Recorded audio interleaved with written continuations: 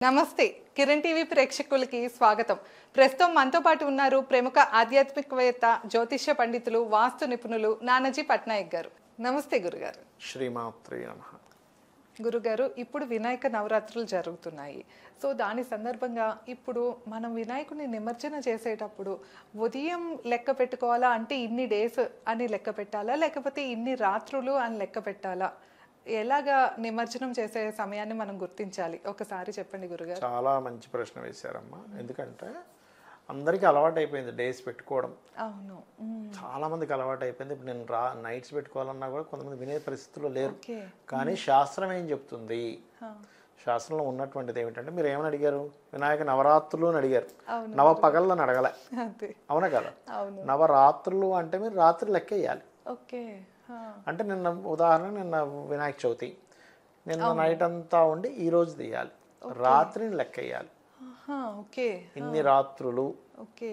ఎందుకంటే రాత్రి పూట మనం చూడండి, ఏదైనా క్షేత్రానికి వెళ్ళాము, ఒక రాత్రి అక్కడ గడపండి అంటాం. అవును. ఎందుకు? రాత్రి పూట మనం అక్కడ గడిపినప్పుడు ఓకే. ఒక శక్తి మనకి సంబంధం కనెక్ట్ అవుతుంది. అలాగే వినాయకుడు ఒక రాత్రి మన ఇంట్లో ఉన్నప్పుడు అది బేసిక్. అంటే ఒక రాత్రి ఉంటున్నామా, 3, 5, 7, 9. రాత్రులే లెక్క పెట్టుకోవాలంటారు. నవరాత్రులు చేయాలి యాక్చువల్లీ. కొంతమంది కుదరదు, ఊరు వెళ్తున్నారు, 3 రోజులు 5 రోజులు పెట్టేస్తారు. లేకపోతే కొంతమందికి ఒక రోజే, ఇంట్లో కుదరదండి, మా ఇంట్లో అంత అంటూ ముట్టు ఉంటుంది, చాలా నిష్ఠగా ఉండాలి. ఎందుకంటే ఆ 9 రోజులు కూడా ఇంట్లో మాంసం వండరు.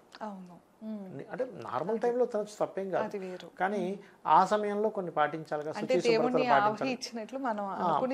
కొన్ని దేవతలకు పర్లేదు. ఇప్పుడు దుర్గా ఆరాధన చేస్తారు, లేకపోతే కొన్ని దేవతలు ఉంటారు, కాళీ ఆరాధన, దుర్గా, తారా ఉంది, మీరు ఇంట్లో వండుకోవచ్చు, తప్పేం లేదు. ఎందుకంటే నేను తారాపీఠ వెళ్ళా, అక్కడ డైరెక్ట్గా తారాదేవికి చికెన్, మటను, మన చికెన్ కాదు, సారీ, చికెన్ అక్కడ కట్ చేస్తారు, కోడిని కొయ్యరు అక్కడ, ఫిష్, ఈ మటను నైవేద్యం పెడుతున్నారు అమ్మవారికి, డైరెక్ట్ పెట్టి అదే ప్రసాదంగా ఇస్తున్నారు.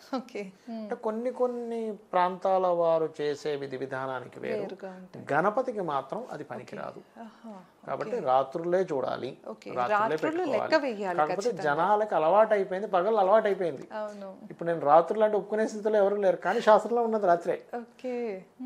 అంటే 1 నైట్ 3 నైట్స్ భగవంతుని ఇంట్లో ఉంచుకున్నారా, 5, 7, 9 బేసి సంఖ్యలు పెట్టుకోవాలి, అంతేగాని పగళ్ళు కాదు.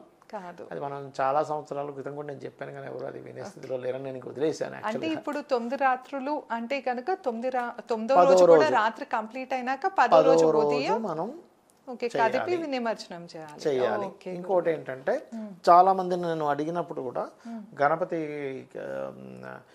కలౌ చండీ వినాయక అంటారు కదా, అంటే ఈ కలియుగంలో చండీ మరియు వినాయకుడు చాలా మంచి ఫలితాలు ఇస్తాడంటారు. మరి మేము ప్రతి సంవత్సరం చేస్తుంటాం కదా అంటూ ఉంటారు. నేనేం చెప్తానంటే, పూజ అనేటువంటిది ఏదైతే ఉందో అది మనిషికి సంబంధించింది కాదు, బాహ్య సంబంధించిన, మనస్సు సంబంధించింది పూజ అనేది. ప్రపంచంలో కొన్ని ముఖ్యమైనవి ఉన్నాయమ్మా. ఎలా అంటే, తల్లి ప్రేమ మనసుకు సంబంధించింది, మానసికంగా నువ్వు అనుభవిస్తావు దాన్ని, మనసుతో చేస్తుంది తల్లి ప్రేమ నీకు చూపించడం. ప్రేమ అనేది మనసుకు సంబంధించింది, వాత్సల్యం మనసుకు సంబంధించింది. ఇవన్నీ పూజ, ముఖ్యంగా దేవతారాధన మనసుకు సంబంధించింది. మనిషికి ఏదో అంటే ఏంటి, బాహ్యంగా చేసేవి కావు, మానసికంగా చేసేవి. అందుకే మానసిక పూజ చాలా గొప్పదంటూ ఉంటారు. మీరు మానసికంగా చేయండి, కూర్చొని చక్కగా ఒక విగ్రహం ఉన్నట్టు, మీరు చక్కగా పుష్పాలు పెట్టినట్టు. ఎందుకు? మీ మైండ్ కంప్లీట్ కనెక్ట్ అవుతుంది, లేకపోతే మీకు ఆ పిక్చరైజేషన్ రాదు. అలాగే మీరు పంచోపచార పూజ చేస్తారు వినాయకుడిని ఇంట్లో పెట్టుకొని, గంధం పరికల్పయామైనప్పుడు గంధాన్ని తీసుకెళ్ళి నిజంగానే అక్కడ గంధం ఉన్నట్టు అతనికి రాస్తున్న ఫీల్తో మీరు ఆ గణపతి ఉన్నట్టుగా చేయాలి. పుష్పం పరికల్పయామి, పుష్పాలు పెట్టి, పుష్పం దేవుడిది, ధూపం, దీపం, నైవేద్యం, నిజంగానే భగవంతుడు వచ్చి తింటాడు. ఇప్పుడు పిల్లవాడికి అమ్మమ్మ నైవేద్యం పెడుతుంది, అంటే సారీ అన్నం పెడుతుంది, వాడు తింటాడనే భావంతో పెడుతుంది, వాడు ఏదో చూసి వెళ్ళిపోతాడని పెట్టదు. వాడు తినాలి, వాడు తింటాడు, ఎంతో రుచిగా చేయాలి, తిన్నాక నేను ఆనందిస్తుంది తల్లి. తక్కువ తింటారా, ఏరా వదిలేసావు అంటుంది.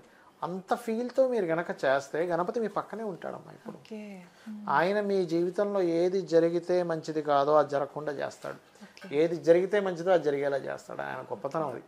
ఎందుకంటే వేదంలో చెప్పబడినటువంటి దేవతా స్వరూపాల్లో గణపతి. అందుకే కాదు, వేద మంత్రాల్లో గణానాం త్వా గణపతి కుంభమామహే అని ఒక ఉంటుంది కదా, ఎక్కడి నుంచి వచ్చింది? వేదం నుంచి వచ్చింది. కాబట్టి గణపతి యొక్క శక్తి చాలా గొప్పది, వంశ అభివృద్ధి గణపతి ఆరాధన. సో కాబట్టి ఏంటంటే రాత్రులే పెట్టుకోవాలి, పగళ్ళు కాదు. కానీ జనాలందరికీ పగలు అలవాటు అయిపోయింది. ఆ రోజు పెట్టి ఆ రోజు సాయంత్రం తీసేస్తారు. అదే ఇంకోటి చాలా మంది ఏంటంటే ఏమండి మేము మరి ఇంట్లో నిమజ్జనం చేసుకోవచ్చా, అక్కడ ఇచ్చేవచ్చా అనుకుంటుంది. ఎలాగైనా చేయొచ్చు, తప్పేం లేదు. ఇంట్లో చక్కగా బకెట్ తీసుకొని, మేమైతే ఇంట్లోనే బకెట్ వాటర్ తీసుకొని అందులోనే ఆ గణపతిని పెడతాం. మట్టి చక్కగా మట్టి నిమజ్జనం గణపతి చేసేస్తాం. అయిపోతుంది. గణపతిని తలుచుకుంటే అలా చేసి దాన్ని ఆ నీరు తీసుకెళ్ళి మొక్కల్లో వేసేస్తే అయిపోతుంది. మొక్కల్లో వేసేయచ్చు. ఈ పత్రినంతా తీసుకెళ్ళి ఇక్కడ జలంలో వేయచ్చు. అవును. అసలు చాలా అద్భుతమైనటువంటి ఇది గణపతి యొక్క తత్వమే. ఓకే. ఎవరికైనా కాన్ఫిడెన్స్ లెవెల్ లేవనుకోండి, కొంతమంది పిల్లలకు ఉండవు చూసారు, అవును. గణపతిని చేయమని చెప్పండి. శ్రీ గణేశాయ నమః అని రోజు 10 నిమిషాలు చేయమని చెప్పండి. ఓకే. సరిగ్గా 40 రోజులు తిరిగి చూశాక ఆ వ్యక్తి మాటల్లోని, నడకలోని, ఆలోచన విధానంలోని అద్భుతమైన కాన్ఫిడెన్స్ వస్తుంది. శ్రీ గణేశాయ నమః లేదా ఓం గం గణాధిపతయే నమః. ఇప్పుడు ఈ నవరాత్రుల్లో స్టార్ట్ చేయాలి అవి. పిల్లలు కనుక ఈ నవరాత్రుల్లో స్టార్ట్ చేస్తే అది తొందరగా కనెక్ట్ అవుతుంది. ఓకే. గణపతి దగ్గర ఇప్పుడు ఎవరో గురువుగారు లేరు, అవును. గణపతి దగ్గర ఆ మంత్రాన్ని పెట్టుకొని గణపతిని గురువుగా భావించి తీసుకొని చేయొచ్చు, తప్పేం లేదు. ఓకే. లేదా ఈశ్వరుడి దగ్గర పెట్టుకొని చేయమని చెప్పింది మనకి మంత్రశాస్త్రం, అలా చేయొచ్చు. లేదా తండ్రి ఇవ్వచ్చు, తండ్రికి కనుక గణపతి మంత్రం ఉంటాయి. లేదా ఇప్పుడు నేను చెప్తున్నాను ఓం శ్రీ గణేశాయ నమః, ఎందుకంటే ఈ మంత్రాన్ని స్వయంగా గణపతే ఒక మహాభక్తుడికి ఇచ్చాడు. ఓకే. ఓకే. మంత్ర సాధన వల్ల అంత ఫలితం. అయ్యో, మంత్రం మననాత్రాయితే ఇది మంత్ర. అదే. నిన్ను ఇప్పుడు మంత్రం దాకెందుకమ్మా, మీరు మనసులో ఏదో అనుకుంటూ ఉన్నారు మాటి మాటికి. మీకు మనం ఫ్రెండ్ గురించి అనుకుంటాం, అరే నీ గురించి ఇప్పుడు అనుకుంటున్నా, ఫోన్ చేసేవి అవును అంటాం. అంటే ఏంటి, మనం మనసులో ఏదైతే తదేకంగా అనుకుంటామో దాని ఫలితం 100% ఉండి తీరుతుంది, అందులో ఎటువంటి సందేహం లేదు.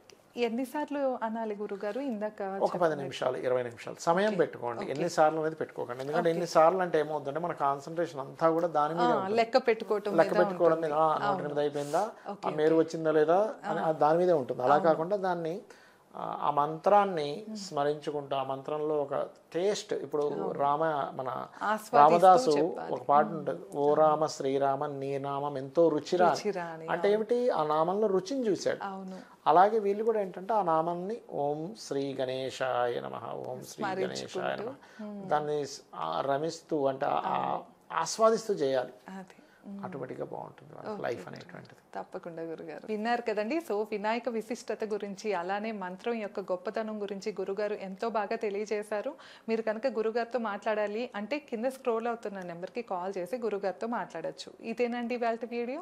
మీకు కనుక ఈ వీడియో నచ్చినట్లయితే లైక్ చేసి, షేర్ చేసి, ఎలా అనిపించిందో మాకు కామెంట్ చేయండి.